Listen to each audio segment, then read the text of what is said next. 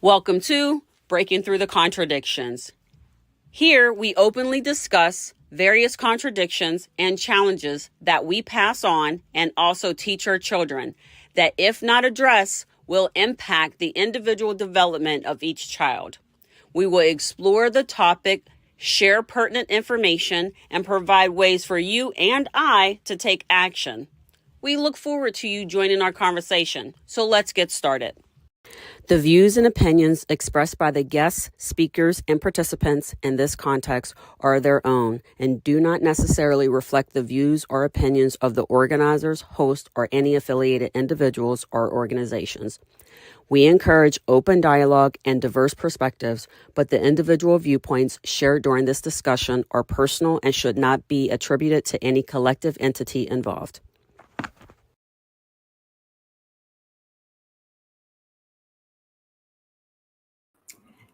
It's a trick. It's a trick. I know it's a trick. Hello. Oh, wait, we're on. Hello. We can't even do like a takeover, right? Yeah, it's a trick. It's a trick. You know, you're like, wait, I got 5 more seconds. No, not really. Because I was like taking my little notes. I was like, oh, I have like 1 more second. You ain't got no more time. I am not How are you today? Doing good. How about you, Tabitha?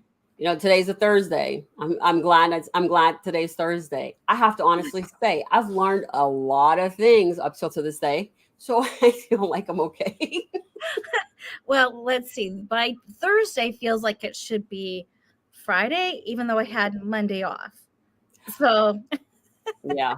should So be you like should still really be on Wednesday. should be a somewhere short. in your mind. Yeah. You're funny. Somewhere in my mind, that's how it should be happening. That's how it should be. So I'm excited. I'm excited for a couple of reasons. One is I met this amazing person earlier this week. And I remember telling her you were a person I needed to meet today. And she's going to come on Breaking Through the Contradictions with us. And we already have her scheduled. So that's going to be pretty cool because she's going to be able to talk a lot about mental health and the support and things for our children. That includes SEL and things like that. So I'm excited to have her come and join us in a conversation. It's going to be fun and informative. Who is it? I'm done with all of you. Well, who is it? Christina. Her name is Christina.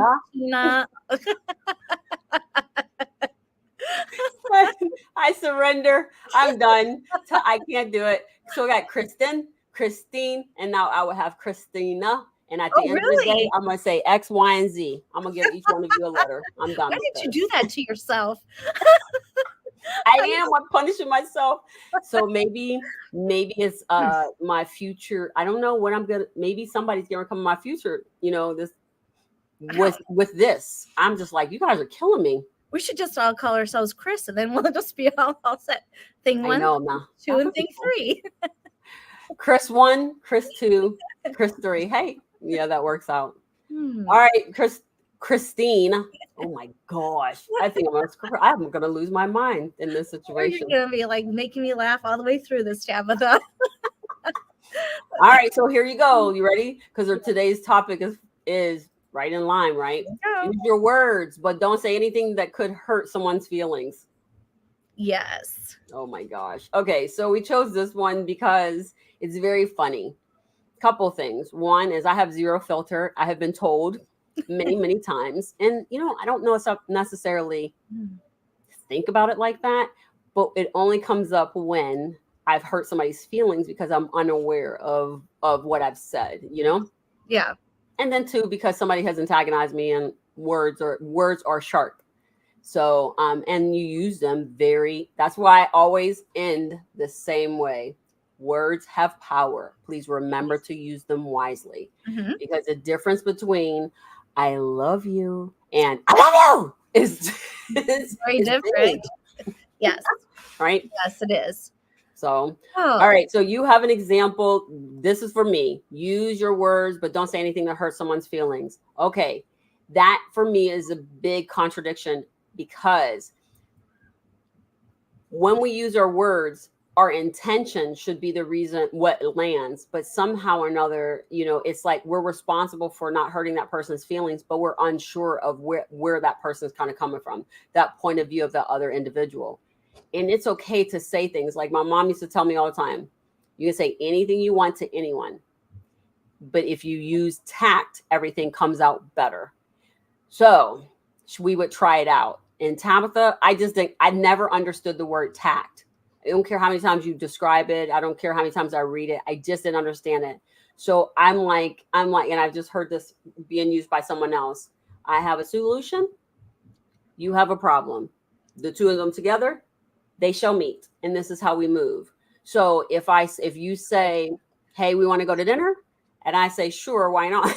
Let's go, right? Go together, right? Yeah. Right. That's how it works. But sometimes we have a tendency to say things, and it hurts people's feelings. And then we're charged with the responsibility of that. So definitely a child is sitting on that totter. So just saying, oh my gosh, but man, you have toilet paper on the bottom of your shoe, but that might hurt their feelings because I'm yelling across the room type of a thing. What is your example? Because you had a good one I thought was pretty cool. Oh, goodness.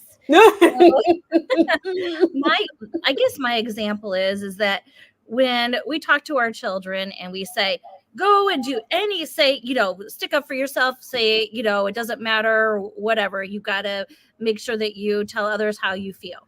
We don't give them the tools to soften the edges. Yeah. So they come in with the guns ablazing because they were not taught anyway, which doesn't solve any problems. It just causes more chaos and disconnect. And then you got the friction. So what is the objective of this? The objective is to be able to use your words and to problem solve and get your point across, and to make sure that others understand you, and to make sure you're not going to be walked all over, because people should not be walking all over you. So we want to raise our children to be assertive, but also, and here's the contradiction, but also be sensitive to others' feelings. So when we put the problem up here, and instead of between us, we can work on a solution. So right. We do need to teach our children how to be tactful. But we also need to teach some of these, some of the, how do I want to put it? Some of the more seasoned people, how to have some tact too. I had an incident earlier this week that really took me off my game, really aggravated me. And the reason why it aggravated me was because if you look at it, the person who did it, who hurt my feelings, and it wasn't a hurt feelings. I think for me, my feelings weren't hurt.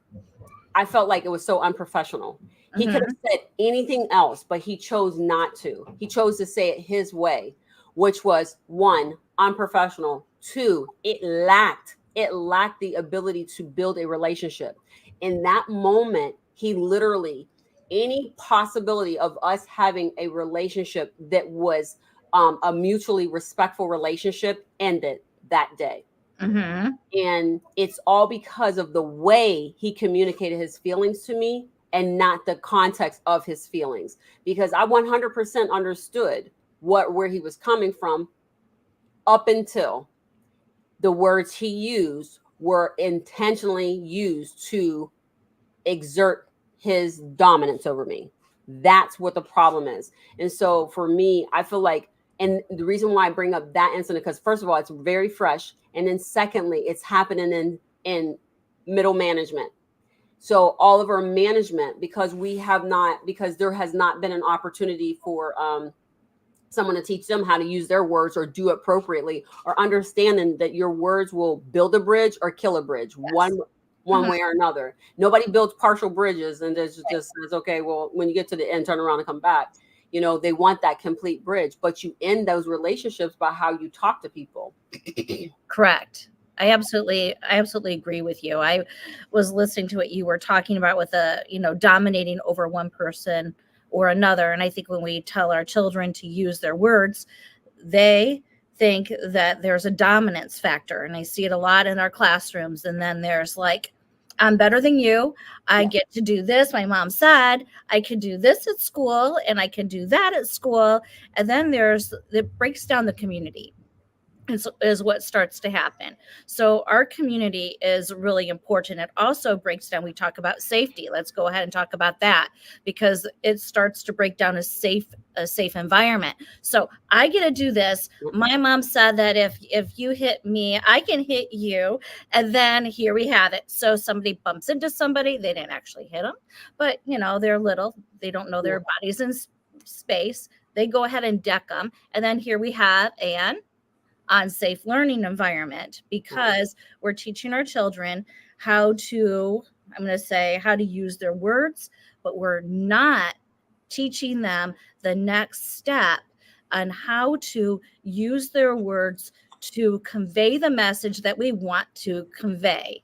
Yes. So I like that. I started laughing because I was like, let's challenge Kristen right in this moment. Christine or Kristen?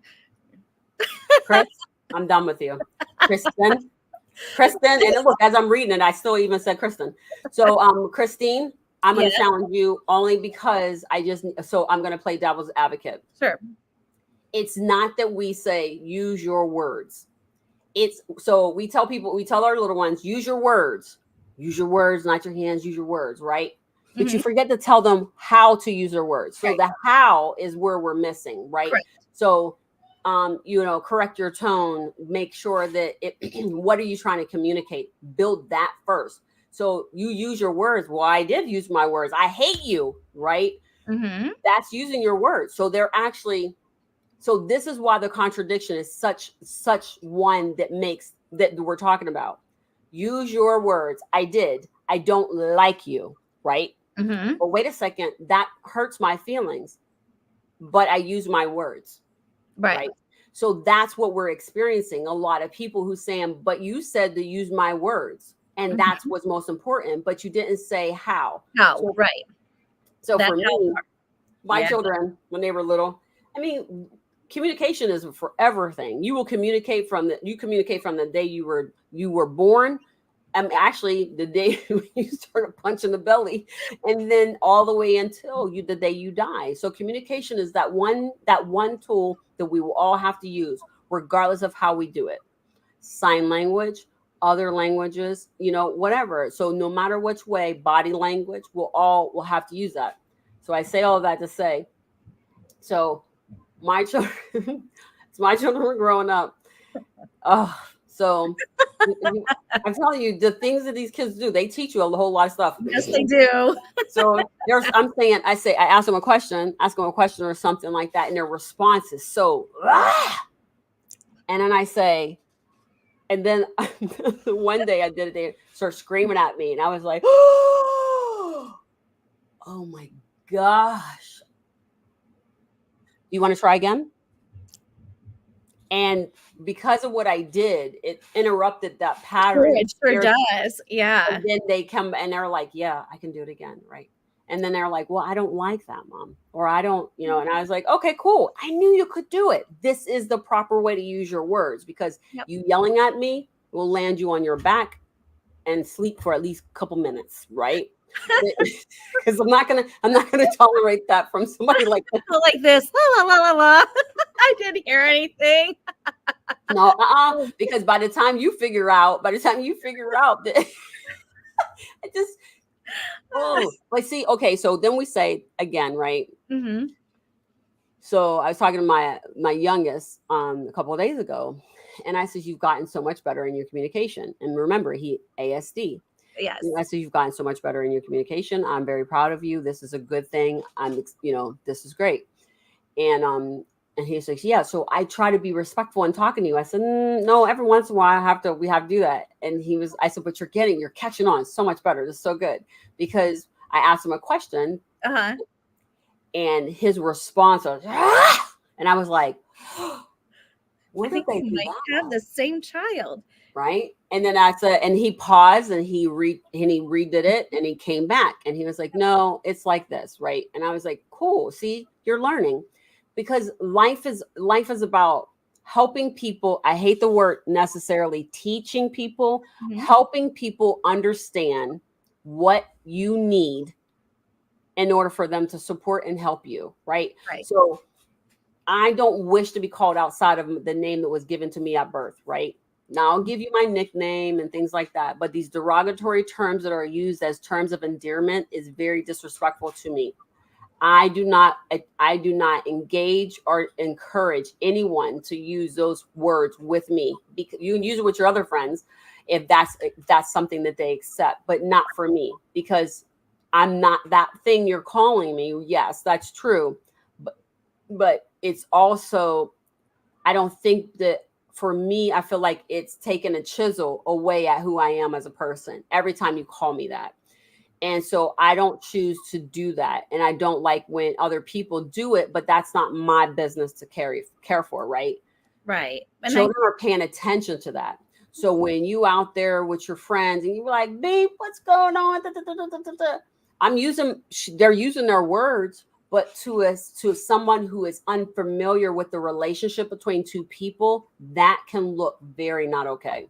right. I would agree. And I think you just brought up a very good point too about we're role models. So Mm-hmm. whether we realize it or not, our children are watching us, and they're watching to see how we act, not so much as what we're saying, Mm-hmm. because they are very observant.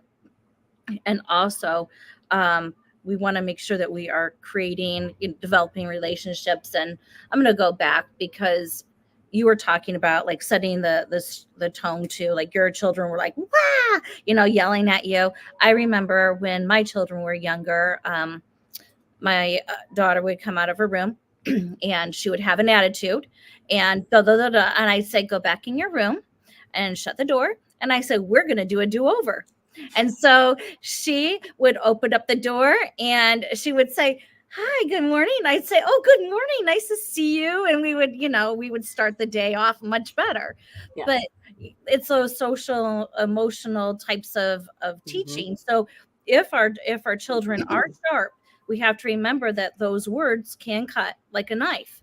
Yes. And we want them to be able to be successful in the business world and being able to get a job. So it is fantastic for them to be able to use their words, but we have to remember that we are trying to raise children that will be productive members of our society, that will flourish and thrive. Exactly my point. That is exactly one of the reasons why we do this, right?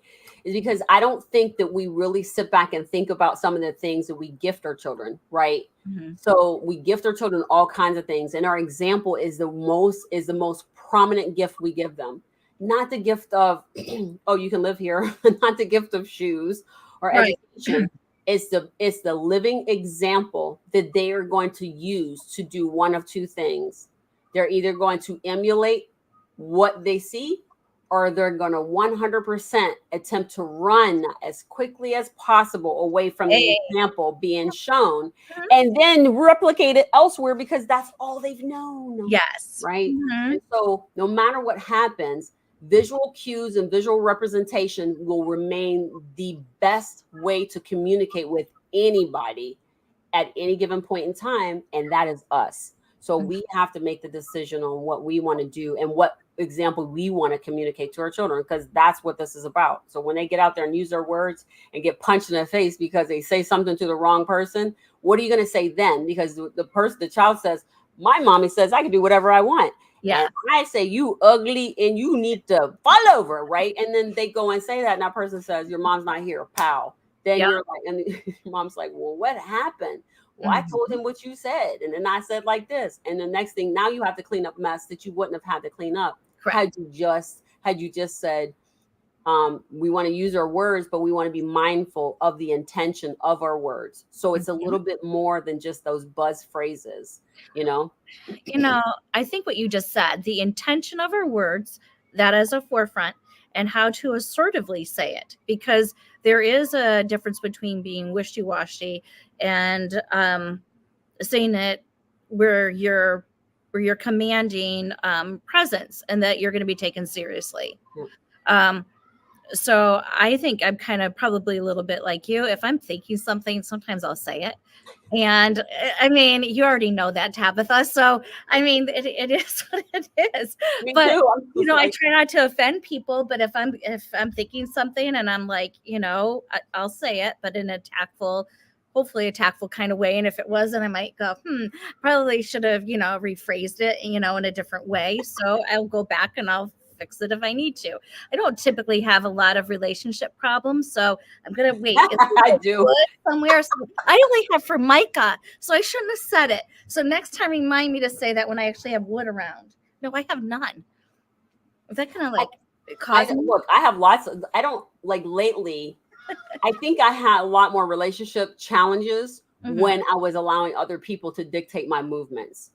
So now that I'm like, no, I know what my life is. I know who I am as a person, and I love who I've turned out to be. And I love my passion and respect. And the fact that at the end of the day, I'm very, very loyal, and I'm there, and I want to help as many people as I possibly can. And so I continue, right? But it doesn't mean it doesn't come at a cost. And then my words, I mean, literally, if it hits the forehead, it runs for the exit, right? And so then I'm like, bleh. But I do try to, I do try to tell people or ask people to remind them, hey, if I've said something to offend you or hurt your feelings, please let me know, because sometimes I don't hear it. And it's never the message, it's always the tone. It's always been that way. And it's because I think in some cases for me, I may be tone deaf to the voice, right? What I'm looking for is the response of the person that I say it to. So when I said, I think saying something to someone, you're part of the problem, can be construed as reckless, but it's a little bit more than that. And I think that when I say you're part of the problem, understand, I'm not saying you are the problem. What I am saying that your engagement and your contribution to the big old pool is part of the reason why the pool is just growing, right? Versus you can say, I no longer wish to add my liquid to this bowl, and so therefore you withhold that so that you can withhold for a better opportunity or a better solution that you can attach to, right? But when I think a lot of times some of the phrases and some of the words we use, it lands on people because of where they are. Absolutely. So that's very interesting that you say that. So we look through life through our own lens, how our day is, like if it's gone good or if we're upset. So we'll look through it through that lens. But and that goes also back to mindset. So mindset is really, it's a huge thing. And I also self-care and teaching mindset to our students, talking about like, hey, I can do this. I've got this. I can do hard things. So my children are going, I've got this. I can do hard things. If they give me a wimpy, I've got this. I can do hard things. No, not really. You don't have it yet. So it's got to be like real powerful. So when we come in, with our parents, some of our children are coming in, make sure that if somebody's bothering you, go ahead and you can hit them. If they're doing, well, it's true. If somebody hits you, hit them back. So, and then we have really hot mess. So go ahead, hit. If somebody hits you, hit back. Use your words. If somebody's bothering you, tell them and be assertive. And in teaching our children how to be assertive, but like and I'm just going to go ahead and call it out, in a bratty sort of way. So that doesn't get anybody anywhere. It hurts other children's feelings. So what they were trying to do was convey a message and to have their message heard. Right. Yep. They've just blowing that all to smithereens. But so maybe that's a conversation to be had definitely on a different one, because I was told too, when you went to school, if somebody hits you, you can hit them back. But also, the one thing my mom did do is she did say, here's a hierarchy you need to follow before you swing, right? So once we get to a certain point, so I tell them to stop. I tell the teacher, and they do nothing. I tell them the next level above, they do nothing. You're free to start mollywopping the crap out of people. How about that? Because at the end of the day, you've exhausted your ladder, the only ladder you have available to you to get a resolution to a problem that you're having. If it's accessible and not contributing or trying to prevent what's about to happen next, apparently that's the only way you get that message.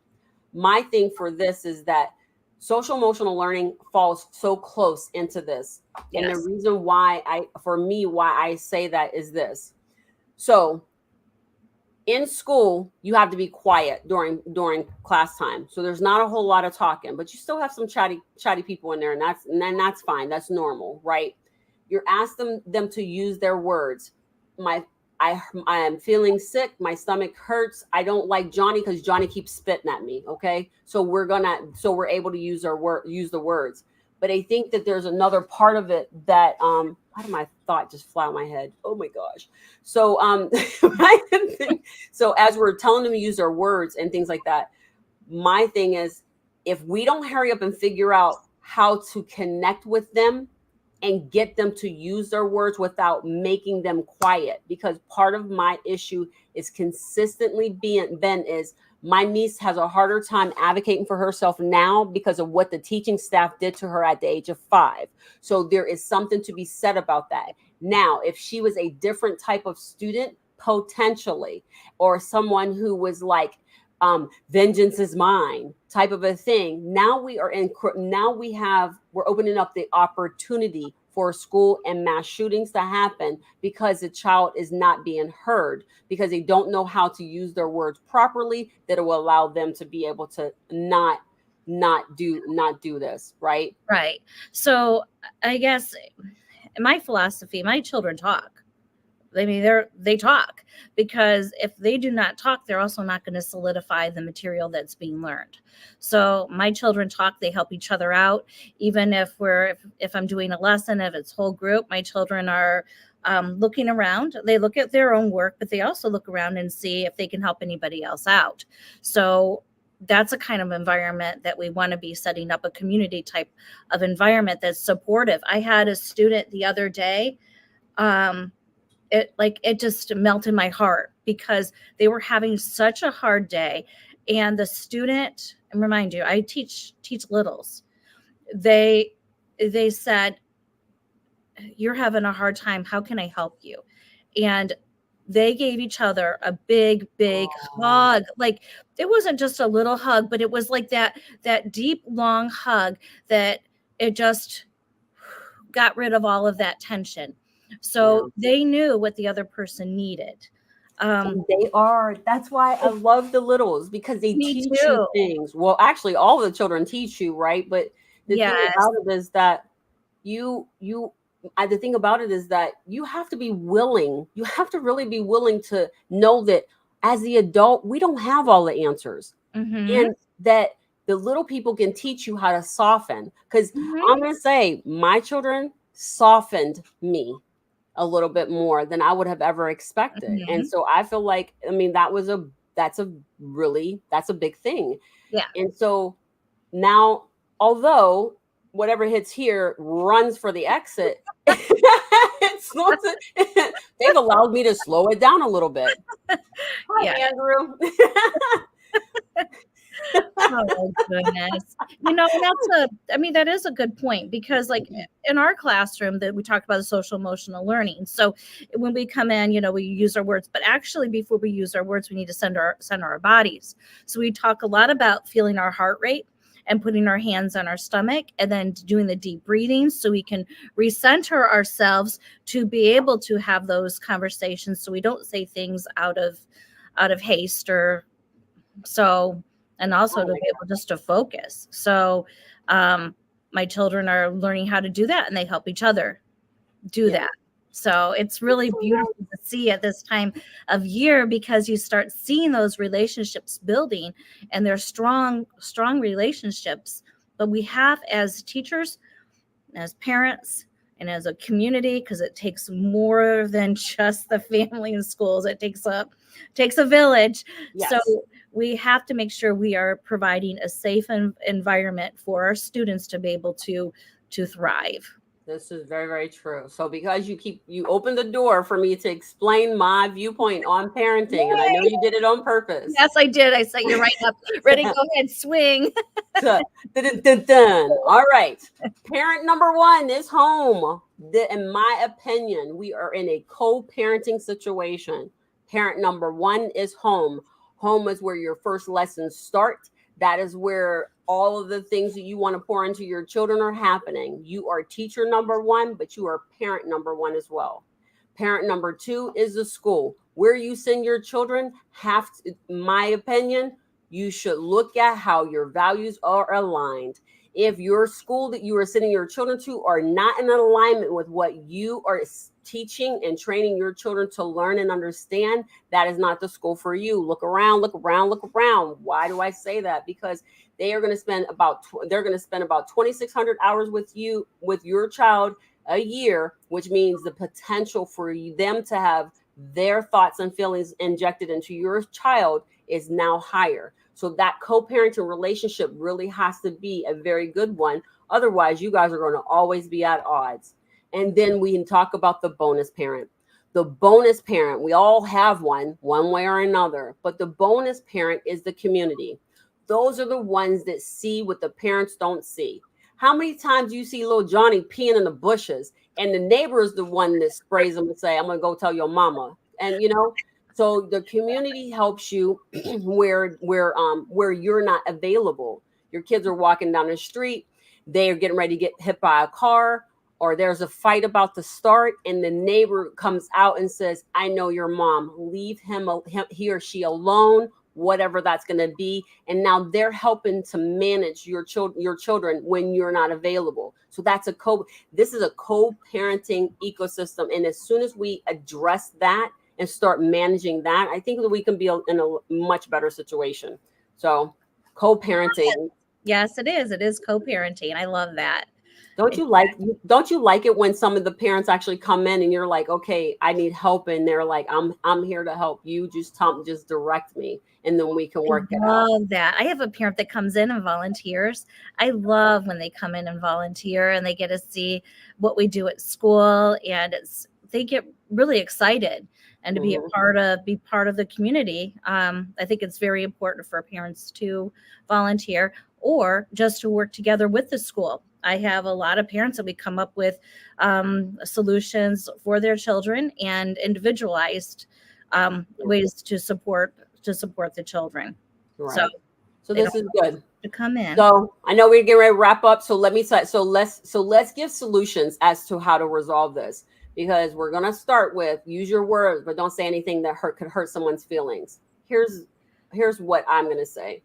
Yes, please use your words, but parents, please explain how to properly use the words that are not going to hurt other people's feelings. And it all starts with intention. If the intention is for you to hurt another individual, that is how your words are going to be put. That's how your sentences is going to be put together, and how it will land on other person and hurt their feelings. So parents, I just recommend and encourage you you're doing a great job. We want to help you be better, because we are experiencing your children outside of you, and that is causing us to start to look at, that's why we're not hiring as many.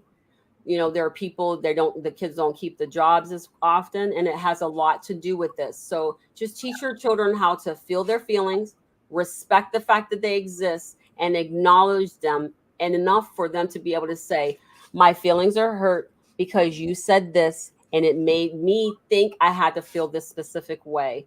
And was that your intention? Yes or no? If the intention was for that person to be hurt by your words, they're going to say yes, and then you'll know how to move forward. If they say no, then can you please share with me what your true intention is? And that will help to resolve some of these challenges that these children are having today. So now to you, Christine. Okay, so Tabitha. So I will add my 2 cents because you gave about I don't know, maybe $50 worth. So I'm going to add my 2 cents left. Funny. So what I think about is putting that relationship again first, and taking a look at how we want our children to be raised as productive citizens of wherever we are in our communities. So we have to make sure that we are teaching them to be able to use their words, to be assertive, and to have tact and grace, and to remember that we are building bridges and we're building our communities, and we need each other to be able to strive to higher heights. Yeah. Good. I like this. This actually turned out to be a really good conversation to have with us today. Yeah, Because I mean, you know what? It's perfect timing if you think about it. Because I was having an experience and you had an experience, so there's no way in the world we couldn't have this conversation today. Even correct. though we were supposed to talk about something else, but this one was probably the one we needed to talk about today. Because there are a lot of people out there hurting. Yes. And hurt people. Mm-hmm. And because when they first told me that, I was like, okay, but that's like you change the people or you change the people, but no matter what, you're going to change the people, right? So it's the same difference. Got to do that inner work. Right. Always inner work. You have to work on it. Mm-hmm. So as always, thank you, Andrew, for stopping by. And I mean, the fact that you have a 4-year-old that's doing some beautiful work and does that thing, I love it. You know, you see that video where the two little ones are running towards each other and they're like as if they haven't seen each other. Yes, I love that. Right? Yes. And I love the fact that children want to love. Adults, we are the problem in this situation because instead of leaning into their love, we try to clip it to bottle it and do something else with it. So just allow them to be the loving individuals they were sent here to do, and just help them to learn how to grow in love and respect. Yay. So, I love that. Awesome. So as always, we're here every week, same time, same bat channel. Please remember, words are power. Use them wisely. Thank you for your time today. We appreciate the support and look forward to you visiting us again next week, same time, same place. Until then, words are power. Please remember to use them wisely. If you have an interest in discussing a contradiction or would like to be on our live show, please let us know and send us a direct message.